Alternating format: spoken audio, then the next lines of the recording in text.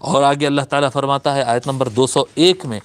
وَمِنْهُمْ مَنْ يَقُولُ رَبَّنَا آتِنَا فِي الدُّنْيَا حَسَنَةً وَفِي الْآخِرَةِ حَسَنَةً وَقِنَا عَذَابَ النَّارِ۔ اللہ تعالیٰ فرماتا ہے وَمِنْهُمْ مَنْ يَقُولُ، اور ان میں سے ایسے ہے، یعنی بعض حج کرنے والے، بعض اللہ تعالیٰ سے مانگنے والے، اللہ کو یاد کرنے والوں میں ایسے ہے جو کہتا ہے الحمدللہ، جو کہتے ہیں وَمِنْهُمْ مَنْ يَقُولُ رَبَّنَا آتِنَا فِي الدُّنْيَا حَسَنَةً، اے ہمارے پروردگار ہم کو دنیا میں بھلائی عطا فرما، نیکی عطا فرما، اچھائی عطا فرما، وَفِي الْآخِرَةِ حَسَنَةً، اور آخرت میں بھی ہم کو بھلائی، نیکی اور اچھائی عطا فرما۔ ہمیشہ اللہ تبارک و تعالیٰ سے دنیا اور آخرت کی بھلائی مانگنا، مولا یہاں پر بھی اچھائی عطا فرما، وہاں پر بھی اچھائی عطا فرما، یہاں پر بھی اچھی زندگی دے، وہاں پر بھی اچھی زندگی دے۔ ہمیشہ دنیا بھی اللہ سے مانگنا اور آخرت بھی مانگنا۔ ایک مرد مومن جو ہوتا ہے وہ کیا کہتے ہیں، صرف آخرت کی نہیں سوچتا۔ جو دنیا دار ہوتا ہے وہ صرف دنیا کی سوچتا ہے، اور جو رہبانی ہوتے ہیں، جس طرح سے یہ عیسائیوں میں پادری وغیرہ ہوتے ہیں، ننس ہوتے ہیں، بس آخرت، دنیا میں کچھ نہیں چاہیے، شادی نہیں کریں گے، تجارت نہیں کریں گے،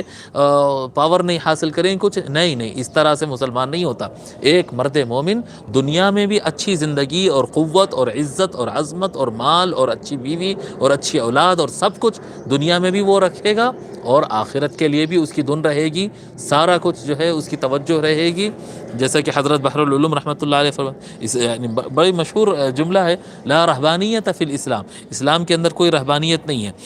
تارک الدنیا بن کر رہنا اسلام میں لائق تعریف نہیں ہے۔ بالکل دنیا چھوڑ دیے، جنگل میں رہ رہے ہیں، غار میں بیٹھ گئے اور پوری زندگی ایسے ہی گزار دی، اور دنیا میں کسی سے ملتے نہیں جلتے نہیں، یہ اسلام میں قابل تعریف نہیں ہے۔ مسلمان دو گھڑے اٹھاتا ہے۔ ایک مثال دے رہے ہیں فزیکلی، ایک مثال اس طرح سے ہوتی ہے کہ آدمی اگر ایک گھڑا اٹھائے یا ایک بکیٹ اگر پانی کا اٹھائے تو وہ ایسا آڑا ہو جاتا ہے، چلنے میں بھی اس کو مشکل ہوتی ہے۔ آپ تصور کریں کہ 2 بکیٹ اگر پانی کی ایک ساتھ اٹھا لیں تو لوڈ ضرور ہوتا ہے،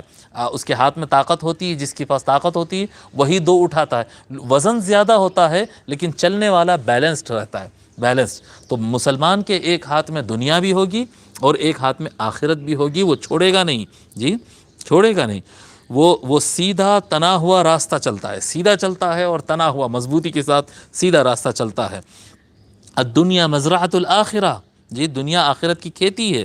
یہاں کمائیں گے تو وہاں کھائیں گے۔ جو کام تحت حکم الہی ہے وہ آخرت میں داخل ہے۔ دنیا میں جو کچھ آپ کام کر رہے ہیں وہ کرتے چلے جائیے، لیکن اللہ کے حکم کے مطابق کھائیے، کھلائیے، پی لیجئے، پہن لیجئے، کمائیے، کیا آپ کر رہے ہیں اللہ تعالیٰ کے حکم کے مطابق کرتے جائیے، آپ کی دنیا بھی اچھی ہوتی جائے گی اور آخرت میں بھی آپ کو خوب عطا ہوگی، آپ کو بھی وہ اس کے کیا کہتے ہیں اس کا بدلہ ملے گا۔ ربنا آتنا فی الدنیا حسنۃ وفی الآخرۃ حسنہ، یعنی کوئی بھی کام زمین پر جب ہم کر رہے ہیں، دنیا میں ہم جو بھی کام کر رہے ہیں، اگر اللہ کے رسول صلی اللہ علیہ وآلہ وسلم کے حکم کے مطابق کر رہے ہیں تو یہ چیز آخرت میں بھی آپ کو فائدہ دے گی، دنیا میں تو دے گی ہی دے گی، آخرت میں بھی یہ چیز فائدہ دے گی۔